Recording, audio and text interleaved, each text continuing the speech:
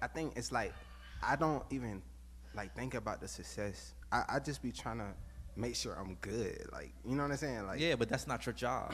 That's God's job, yeah, right? Right? Because if you could take care of yourself, you wouldn't be right here asking me the question, right? What is up, everyone? We are back with another episode of Shaping the Culture. Now, let's just get to it. The whole secular sacred divide. There is no distinction in the scriptures.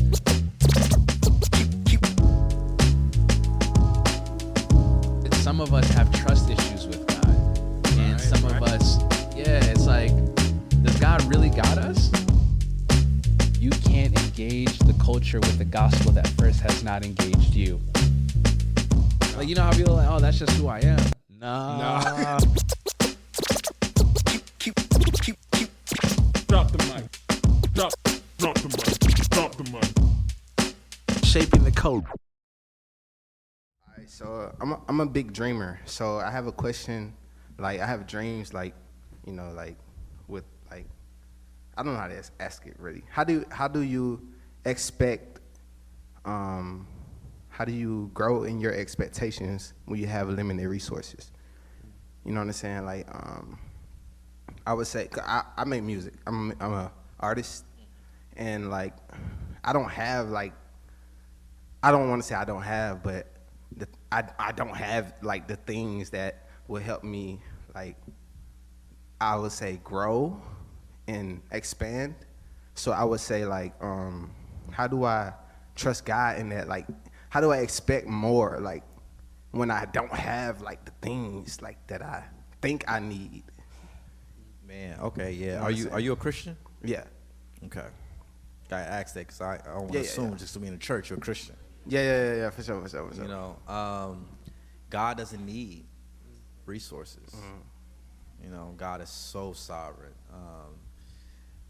Sometimes I think people look at me and my wife, or even my friends that I do ministry with, and think that like we had like everything. We didn't. Like me and my wife, we're not college educated.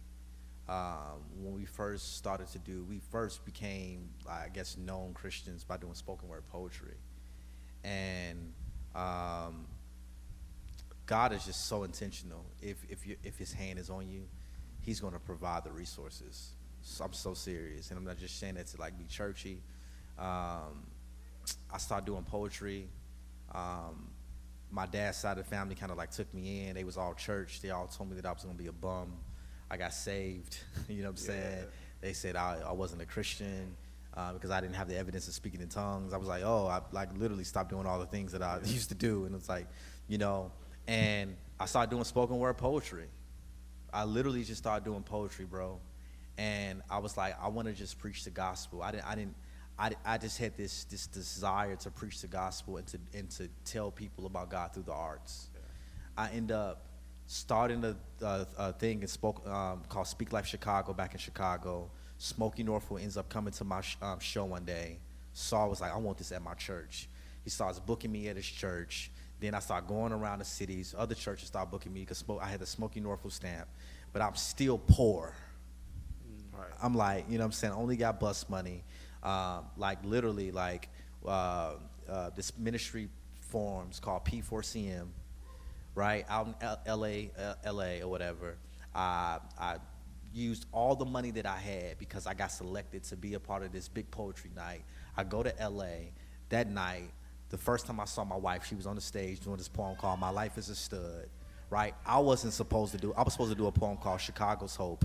They said no, we scratched that poem. You can't perform for the night because we in LA. That's not going to translate here.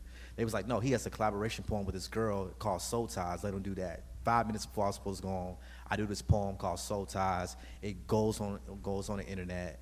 My poem and my wife's poem and my friend Ezekiel's poem, they all go viral. We start traveling the world. Jackie becomes my best friend. Then I realized that I loved her. Then I started pursuing her. Then we got married. And now you have these two uneducated people who in 2010, she was working at Wendy's. I was working at Radio Shack selling batteries. What happened to Radio Shack? And it was going out of business. That's dope. I was working there when it was going out of business, bro. I didn't have no car. When I got married, I was still working at Radio Shack, and I had viral poems all over YouTube. Me and Jackie was poor our first year of marriage. You know what I'm saying? And it's like God just allowed our gifts to make room for us. I didn't know I was going to meet my wife the first night when I was in L.A., her doing a poem, and then our poem was going to go viral. But we didn't care. We cared mostly about the gospel being advanced. And we cared about people knowing Jesus like we knew Jesus. And because of that, God made a way. Right? And so I say that to say this. If you remain faithful with what you have, God will be faithful to give you more. Don't think about the success. Think about his glory and watch him take care of you. And I think it's like, I don't even like think about the success. I just be trying to make sure I'm good. Like, you know what I'm saying? Like, yeah, but that's not your job. That's God's job. Yeah. Right? Right? Because if you could take care of yourself, you wouldn't be right here. Ask me the question, right? Yeah, facts. Right? Like, let God, like God, I'm a testament that God is taking care of me and my family. He's taking care of us. We turn down money now. And I'm not saying that to flex, because we ain't rich. But we don't even take every opportunity, right? Because God is taking care of us. When we lose a lot of money, we used to be stressed out like our first, second, even fourth year of marriage. Now we was like, no, like God, you've proven yourself to be a provider. He's gonna take care of it. So just work, like focus on being used by him and watch he take care of you.